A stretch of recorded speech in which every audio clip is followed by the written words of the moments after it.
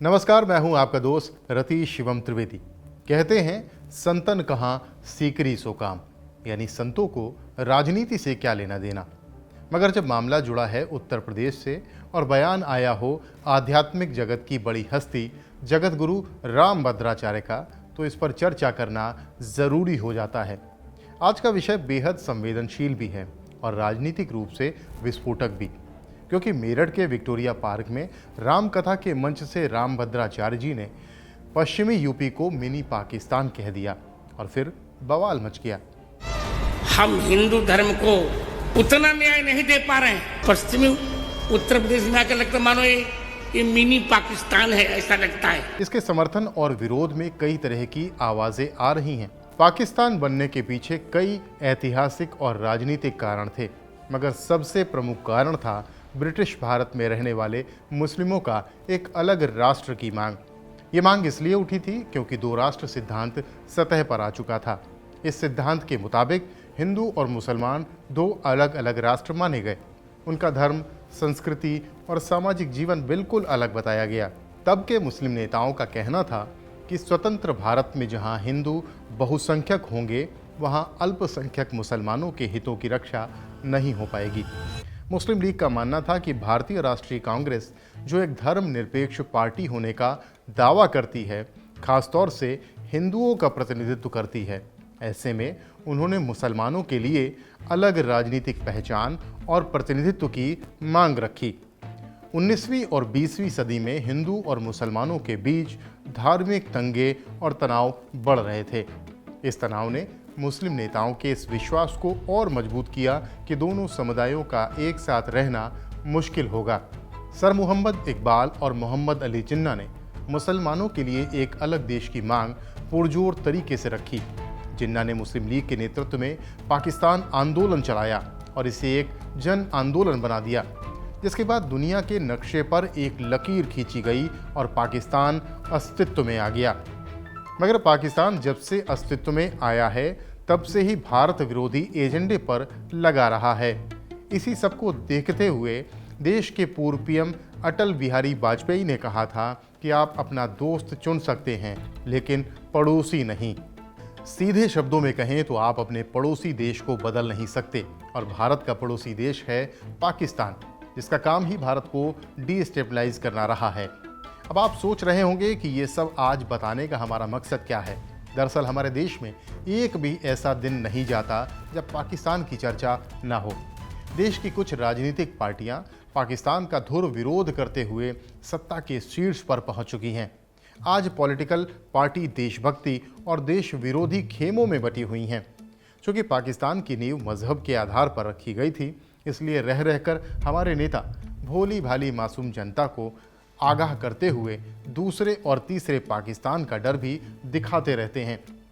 मगर जब समाज को सही राह दिखाने वाले संत महात्मा और धर्माचार्य पाकिस्तान का नाम अपने धार्मिक मंचों से लेते हुए ना थकें, तो इस मसले पर न सिर्फ गौर करना बल्कि उसे समझना भी बहुत ज़रूरी हो जाता है। खास तौर पर तब जब देश के कई हिस्सों की डेमोग्राफी आज़ादी के बाद से कुछ ज़्यादा ही बदल जाने के दावे किए जा रहे हैं, और हालिया सर्वे रिपोर्ट भी इस तरफ कुछ जनपदों में इशारा कर रही हों। आप हैं जगत गुरु श्री रामभद्राचार्य। उत्तर प्रदेश के मेरठ के विक्टोरिया पार्क में 11 सितंबर को जगत गुरु ने रामकथा से पहले ऐसा ही कुछ कहा, जिसके बाद हंगामा मच गया। दरअसल रामभद्राचार्य ने चरण पादुका पूजन के बाद अपने संबोधन में कहा कि आज हिंदुओं पर संकट है और अपने ही देश में हम हिंदू धर्म को उतना न्याय नहीं दे पा रहे हैं जितना इसे मिलना चाहिए। दरअसल जगत गुरु रामभद्राचार्य ने इसके आगे बढ़ते हुए पश्चिमी उत्तर प्रदेश को मिनी पाकिस्तान बता दिया। उन्होंने हर घर में हिंदू धर्म की पाठशाला खोलने तथा माता पिता से अपने बच्चों को धर्म की शिक्षा देने का आह्वान किया। जगत गुरु रामभद्राचार्य ने अपने संबोधन में ये भी कहा कि हम वसुधैव कुटुंबकम के आदर्श में विश्वास रखते हैं और हमारा किसी से बैर नहीं। साथ ही उन्होंने चेतावनी देते हुए कहा कि हम किसी को भूल से भी नहीं छेड़ेंगे, अगर कोई छेड़ेगा तो छोड़ेंगे भी नहीं। ऑपरेशन सिंदूर का जिक्र करते हुए कहा कि इसे लोग याद रखें। इस दौरान उन्होंने सक्रिय होने का संदेश दिया और हिंदुओं के लिए सजगता और संगठित होने की बात दोहराई। जगतगुरु रामभद्राचार्य ने कथित तौर पर यह भी कहा कि बिना किसी अपराध के हिंदुओं को मारा जा रहा है, ऐसे लोगों को समाप्त कर देना चाहिए। साथ ही एक सुझाव देते हुए कहा कि हिंदुओं के 3 बालक अवश्य होने चाहिए। आपने सुना कि जगतगुरु ने कहा तो बहुत कुछ, लेकिन धार्मिक मंच से धर्माचार्य के मुख से निकली वाणी बहुतों को राजनीतिक लगी।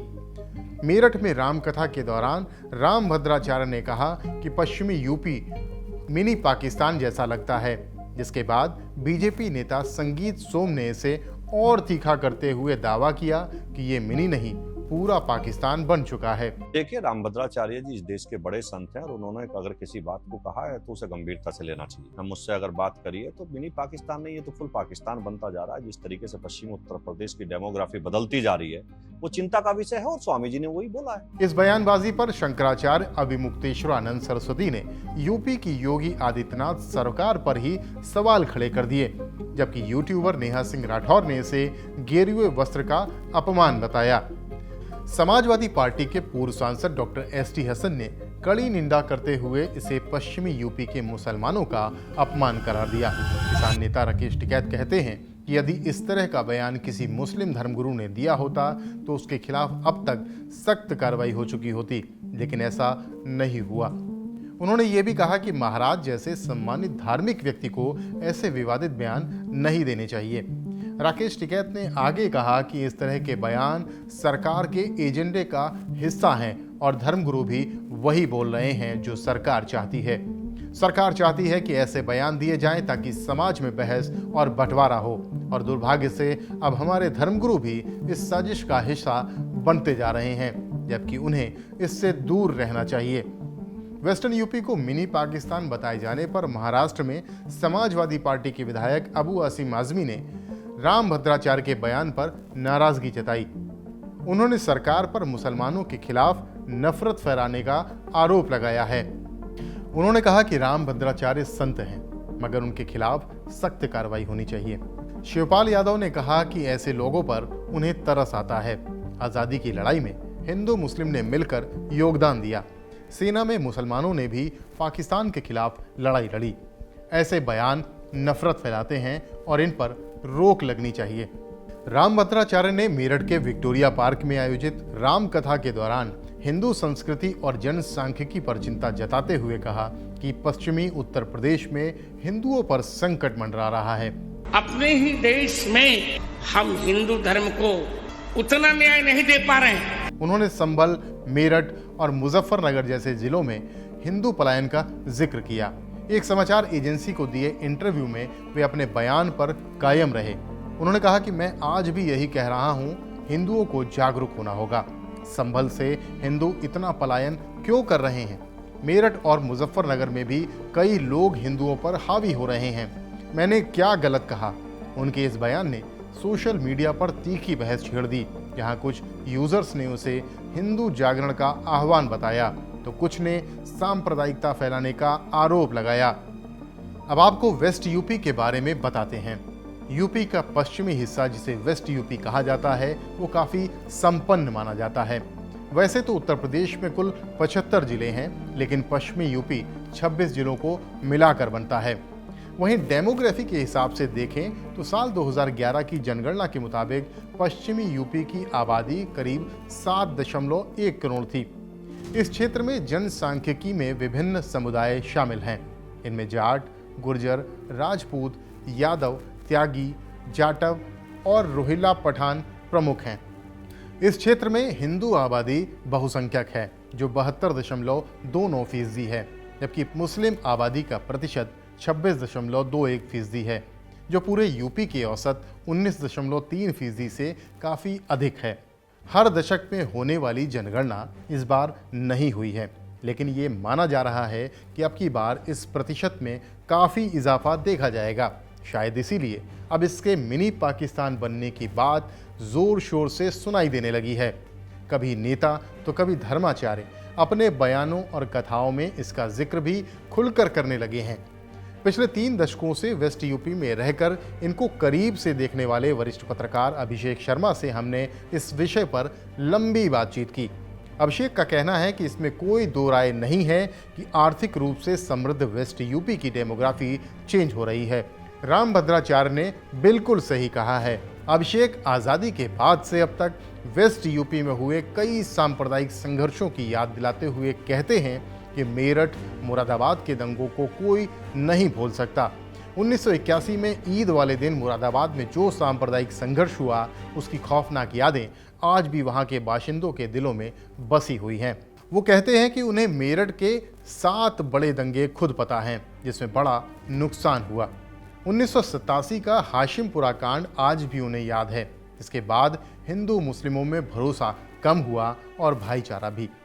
वो साल 2013 के मुजफ्फरनगर दंगों की याद दिलाते हैं और कहते हैं कि कवाल कांड से शुरू हुआ बवाल खौफनाक दंगों में तब्दील हुआ और फिर सांझा चूल्हा की परंपरा को भी बहुत बड़ी चोट पहुंची।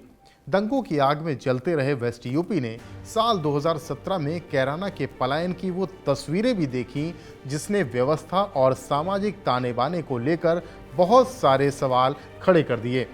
पश्चिमी यूपी को कवर करने वाले वरिष्ठ पत्रकार पराग कहते हैं कि वेस्ट यूपी ने दंगों और पलायन के दंश को खूब झेला है और उसके बाद एक नहीं कई जिलों में डेमोग्राफी बहुत तेजी से बदलते हुए भी देखी है।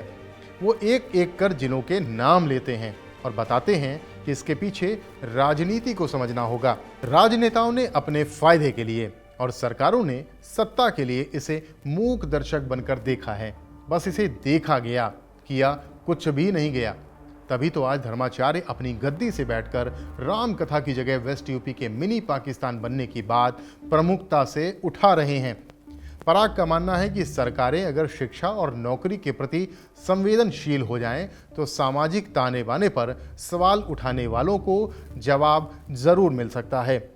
वो कहते हैं कि यहाँ हिंदुओं ने हम दो हमारे दो के सरकारी फरमान का बखूबी पालन किया, लेकिन दूसरे समुदाय ने शिक्षा और रोजगार के साधनों की कमी के चलते ठीक इसका उलट किया, जिसका नतीजा आने वाले दिनों में वेस्ट यूपी की डेमोग्राफी चेंज में दिखेगा। संभल का उदाहरण देते हुए वो कहते हैं कि पिछले साल हुई हिंसा पर जो न्यायिक आयोग की रिपोर्ट आई है, वो कहानी तो एक जिले की है, लेकिन यही कहानी वेस्ट के करीब हर जिले की हो सकती है। इस मामले में तमाम कथावाचक और धर्माचार्य क्या कहते हैं, अब हम आपको ये भी बताते हैं। रामभद्राचार्य के इस बयान पर मथुरा के आचार्य रामदास कहते हैं कि उनका ये विचार सनातन की चेतना को जगाने वाला है। पश्चिमी यूपी के मिनी पाकिस्तान बनने वाला ये बयान बिल्कुल सही है। वृंदावन में मधुसूदन दास जी कहते हैं कि रामभद्राचार्य जी ने मिनी पाकिस्तान की बात बिल्कुल उचित कही है। वो कहते हैं कि जगत गुरु को पश्चिमी यूपी ही नहीं, पूरे भारतवर्ष की बात कहनी चाहिए। जिस तरह से डेमोग्राफी चेंज हो रही है, उस हिसाब से 2047 में हम फिर से गुलामी की ओर जा रहे हैं और हमारा भविष्य अंधकारमय नजर आता है। साध्वी प्रिया किशोरी कहती हैं कि वो बयान का समर्थन करती हैं। इसके लिए जनसंख्या नियंत्रण कानून बनाया जाना चाहिए और हिंदुओं को 4 बच्चे पैदा करने चाहिए। दिनेश जी महाराज कहते हैं कि रामभद्राचार्य जी ने बिल्कुल सही कहा है, इसलिए जनसंख्या नियंत्रण कानून आना चाहिए, वरना पश्चिमी यूपी कुछ वर्षों में मिनी पाकिस्तान जरूर बन जाएगा। अब आप ये भी जान लीजिए कि जगत गुरु रामभद्राचार्य हैं कौन और क्यों उनके बयान पर बवाल मचा है। जगत गुरु रामभद्राचार्य धर्म और अध्यात्म की दुनिया के शीर्ष हस्तियों में से एक हैं, मगर इस ऊंचाई पर पहुंचने के पीछे उनकी घोर तपस्या भी है। प्रेमानंद महाराज, बाल संत अभिनव अरोड़ा हों या पश्चिमी उत्तर प्रदेश को मिनी पाकिस्तान बताने वाली उनकी हालिया टिप्पणी हो, वो अपने बेबाक बयानों के लिए जाने जाते हैं। धर्म अध्यात्म की ओर झुकाव और भक्ति के बलबूते वो दुनिया के श्रेष्ठ राम कथावाचकों में से एक बने। उन्होंने चित्रकूट जिले में दिव्यांग विश्वविद्यालय की स्थापना की। वो उसके आजीवन कुलाधिपति भी हैं। 75 साल के रामभद्राचार्य उत्तर प्रदेश के जौनपुर जिले के सांडी खुर्द गांव से ताल्लुक़ रखते हैं। उनका वास्तविक नाम गिरधर मिश्रा था। उन्होंने बेहद कम उम्र में ही बड़े धर्म ग्रंथों वेद पुराणों को कंठस्थ कर लिया। रामभद्राचार्य बागेश्वर धाम धीरेन्द्र शास्त्री समेत कई बड़े कथावाचक और आध्यात्मिक विद्वानों के गुरु भी हैं। रामभद्राचार्य का जन्म सरयू पारी ब्राह्मण परिवार में हुआ। मकर संक्रांति के पावन पर्व पर 14 जनवरी 1950 को उनका जन्म हुआ। जब वो 2 महीने के थे तो उन्हें आंखों की गंभीर बीमारी हुई, जिसके कारण उनकी आंखों की रोशनी चली गई। बावजूद इसके छोटी ही उम्र में उन्होंने भगवद गीता और रामचरितमानस सहित वेद पुराणों को कंठस्थ कर लिया। रामभद्राचार्य के पिता का नाम राजदेव मिश्रा था। कहा जाता है कि उनकी चचेरी दादी मीराबाई की बड़ी भक्त थीं और इसी कारण उनका नाम गिरधर पड़ा। 5 साल की उम्र में उन्होंने 800 श्लोकों के साथ भगवद गीता कंठस्थ कर ली। उनमें यह खूबी थी कि एक बार वो जो सुन लेते थे वो कभी नहीं भूलते थे। रामभद्राचार्य ने 8 साल की उम्र तक 10,800 दोहों वाली रामचरितमानस भी याद कर ली। वो धार्मिक कार्यक्रमों में भागवत कथा और राम कथा सुनाने लगे। धीरे धीरे उन्हें वेद पुराण और उपनिषद भी जुबानी याद हो गए। रामभद्राचार्य ने अयोध्या के विद्वान ईश्वरदास महाराज से गुरु दीक्षा ली। फिर उनके साथ राम कथा धार्मिक सत्संगों में सुनाने लगे। कथावाचक रामभद्राचार्य की ख्याति बढ़ती चली गई। जौनपुर जिले के आदर्श गौरी शंकर संस्कृत महाविद्यालय से 1966 में उन्होंने प्रारंभिक पढ़ाई पूरी की। फिर रामभद्राचार्य ने संपूर्णानंद संस्कृत विश्वविद्यालय वाराणसी से उच्च शिक्षा ग्रहण की। 1974 में स्नातक समतुल्य शास्त्री की उपाधि भी उन्हें मिल गई। फिर संपूर्णानंद विश्वविद्यालय से आचार्य यानी पोस्ट ग्रेजुएशन की उपाधि भी ग्रहण की। दोनों परीक्षाओं में वो गोल्ड मेडलिस्ट रहे। 1974 में जब नई दिल्ली में संस्कृत अधिवेशन आयोजित किया गया तो न्याय, वेदांत, सांख्य में विद्वान रामभद्राचार्य को 5 गोल्ड मेडल मिले। तत्कालीन प्रधानमंत्री इंदिरा गांधी ने उन्हें सम्मानित किया। इंदिरा गांधी ने उनकी नेत्रों की रोशनी वापस लाने के लिए अमेरिका में इलाज का प्रस्ताव भी दिया, लेकिन रामभद्राचार्य ने उन्हें विनम्रतापूर्वक अस्वीकार कर दिया। उन्होंने 1976 में आचार्य बनने के बाद कुलाधिपति स्वर्ण पदक भी हासिल किया। 1981 में पीएचडी की। यही नहीं, उन्होंने वाचस्पति की उपाधि भी 1997 में ले ली। विरक्त दीक्षा लेने के साथ उन्होंने आजीवन ब्रह्मचारी रहने और विवाह न करने का संकल्प लिया। रामभद्राचार्य को वैष्णव पंथ में दीक्षा लेने की सीख दी गई। रामभद्राचार्य की 19 नवंबर 1983 को कार्तिक पूर्णिमा के अवसर पर रामानंद संप्रदाय में श्री श्री 1008 रामचरणदास महाराज से दीक्षा ग्रहण की।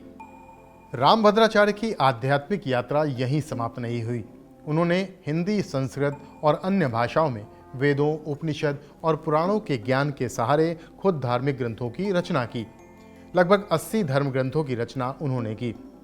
विश्व में श्रेष्ठ राम कथावाचकों में से उन्हें एक गिना जाता है। राम जन्मभूमि आंदोलन से भी उनका जुड़ाव रहा। रामभद्राचार्य ने राम जन्मभूमि केस में सुप्रीम कोर्ट में ऐतिहासिक बयान दर्ज कराया था। रामभद्राचार्य ने वेद, शास्त्र और पुराण के माध्यम से रामलला का सही जन्म स्थान कोर्ट को बताया। उन्होंने तुलसीदास की हनुमान चालीसा में कई सुधारों को भी सामने रखा। रामभद्राचार्य के बयानों पर पिछले दिनों राजनीति खूब गर्म रही। उन्होंने वृंदावन के संत प्रेमानंद जी महाराज पर टिप्पणी भी कर दी थी। उनके संस्कृत ज्ञान को लेकर बयान दिया था। इसके बाद मथुरा समेत देश भर में चर्चा शुरू हो गई थी। सोशल मीडिया पर यह मुद्दा काफ़ी गर्मा गया था। इसके बाद जगतगुरु ने बयान पर सफाई भी दी थी। इस बार वे यूपी को लेकर बड़ा बयान देते दिखे हैं। रामभद्राचार्य जी का बयान कई बातों पर सोचने को तो मजबूर करता है। कई बड़े सवाल खड़े करता है, जैसे क्या सचमुच पश्चिमी यूपी मिनी पाकिस्तान बन चुका है, या यह सिर्फ राजनीति और समाज को बांटने का नया एजेंडा है। और सबसे अहम, क्या धर्मगुरुओं को इस तरह के राजनीतिक बयान देने चाहिए? सोचिएगा ज़रूर। फिर मिलेंगे किसी और मुद्दे पर बात करने। नमस्कार।